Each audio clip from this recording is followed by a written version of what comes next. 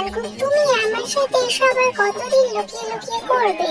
জান, তুই তো জানিস আমার অফিসে কত কাজ, তাই রাত ছাড়া তোর কাছে আসতে পারি না। জানকুক, আস্তে, আমাদের দুজনের রিলেশনশিপের কথাটা তোমার মা বাবাকে বলে দাও। ওকে বেবি, আমি কালকেই মা বাবাকে জানাবো। তারপর আর কি, তোমরা যেটা ভাবছো সেটাই হলো। মা, আসলে বলছিলাম যে আমি না একটা মেয়েকে অনেক বেশি ভালোবাসি। কে সেই মেয়েটা, তার নাম কি? আরে মা, এত প্রশ্ন করো না, আজ আমি ওকে সন্ধ্যাবেলা বাড়িতে নিয়ে আসবো, তখন দেখে নেবে। গুড ইভিনিং আন্টি, তুমি কেমন আছো? মা, এটা তেজাকে আমি ভালোবাসি। তাই নাকি? তাহলে বিয়েটা তাড়াতাড়ি করিয়ে দিচ্ছি, এরপর একটা ভালো দিন থেকে জেগে ওদের বিয়ে হয়ে যায়। বাসর ঘরে লাল রঙের শাড়ি পরে বসে আছে তে, গোটা ঘরটা ক্যান্ডেল আর লাল রঙের গোলাপ ফুল দিয়ে সাজানো হয়েছে। ঠিক এমন সময় জাঙ্কুক রুমের মধ্যে ঢুকে দরজাটা ঠাস করে বন্ধ করে দেয়। ও জাঙ্কুক, তুমি চলে এসেছো, এই নাও দুধের গ্লাস। এই বলে তে ওয়াশরুমের দিকে চলে গেল। জাঙ্কুক তের হাত ধরে টান মারে আর নিজের কাছে নিয়ে এসে বলে, এই কোথায় যাচ্ছিস তুই? আমার কাছে আয়। ফ্রেশ হতে যাচ্ছি, খুব অস্থির লাগছে। ওয়েট বেবি গার্ল, আর একটু পরে তোর গায়ে কোনো ড্রেসই থাকবে না। ড্যাডি প্লিজ আমাকে ছেড়ে দাও, আজ আমি অনেক ক্লান্ত। কিভাবে ছেড়ে দিই বল? আজ আমাদের ফার্স্ট নাইট, আমি এটা ওয়েস্ট হতে দিতে পারি না। ড্যাডি, আমি তো অনেকবার করেছি, আজ না করলেই নয়। নো জান, আজ কোনো ছাড় নেই। প্লিজ ড্যাডি, তোকে আমার দিব্যি।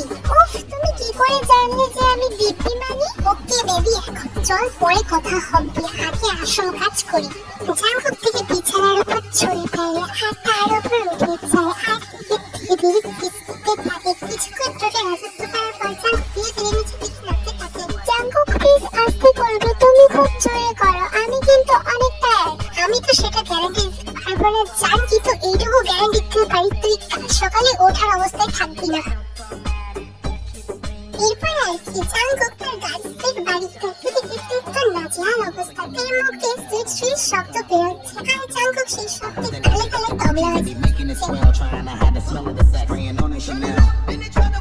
জাঙ্কুক প্লিজ একটু আস্তে, স্লো করে লাগছে।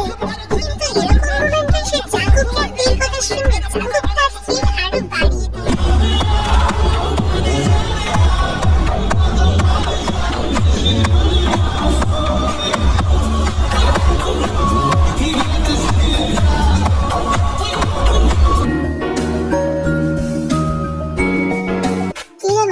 চুপ কেন? কাল কিছু করিসনি বলে ভাবি রাগ করলো নাকি? আরে ভাই, কিছু না করলে তো সমস্যাই ছিল না, আমি করেছি বলেই তো সমস্যাটা হচ্ছে। কাল রাতে একটু বেশি হয়ে গেছে, বেচার উঠতে পারছে না পর্যন্ত।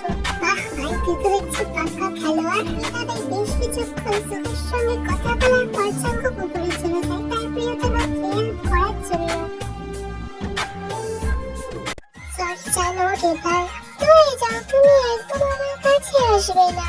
I am so sorry, Chan. কিসের sorry? Sorry, Chan. এবার ওঠ প্লিজ, ফ্রেশ হ।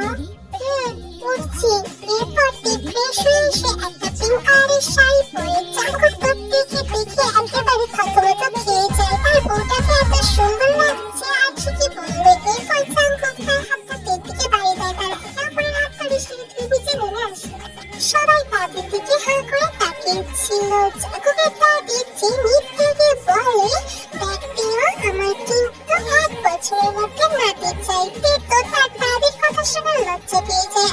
জাঙ্কুক মুচকি হাসে। কিরেতে মা, সুখবর কবে দিচ্ছিস? জিমির কথা শেষ হতে না হতেই তে মুখ চেপে দৌড়ে রান্নাঘরের দিকে চলে যায়। এই শয়তান ভিডিওটা একটা করে লাইক দিতে পারছিস না? তোরা বসে বসে খালি এনজয় করছিস আর আমি এদিকে ভিডিওর মধ্যে রিয়েলিটি আনার জন্য বমির ফাইস দিচ্ছি পর্যন্ত, আর তোরা মিরাজির মতো দেখছিস। লাইক কর। আজ সকাল থেকে তে বমি করছে। তের এরকম অবস্থা দেখে জাঙ্কুক তাড়াতাড়ি ডাক্তারকে কল করে। Congratulations, Mr. Jion. Mrs. Jion is pregnant. Jungkook এই কথা শুনে খুব হ্যাপি হয়ে যায় আর তেকে কোলে তুলে নিয়ে বলে, তুমি জানো না আজ আমি কত বেশি হ্যাপি। থ্যাংক ইউ তে আমাকে এত সুন্দর একটা উপহার দেওয়ার জন্য।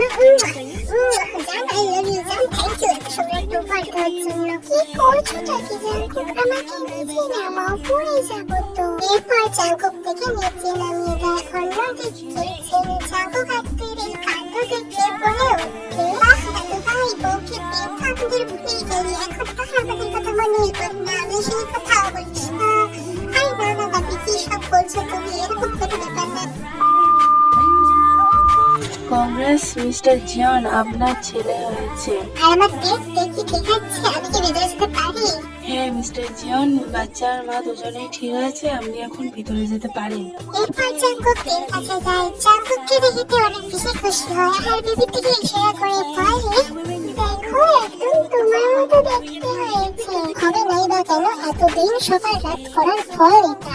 ছি, কি যে বলো না তুমি, যাও তো এখান থেকে চত্বরসা। তো জান পাখিরা, আজকের মতো গল্পটা এখানেই শেষ করলাম। যদি গল্পটা ভালো লেগে থাকে অবশ্যই লাইক করে দিও। আর একটা কথা বলে রাখি, গল্পটা আমি লিখিনি, এই গল্পটা লিখেছে আমার একটা স্পেশাল ফ্যান পাখি। আজকের মতো এইটুকুই, দেখা হচ্ছে অন্য একটা ভিডিওতে। Love you, tata.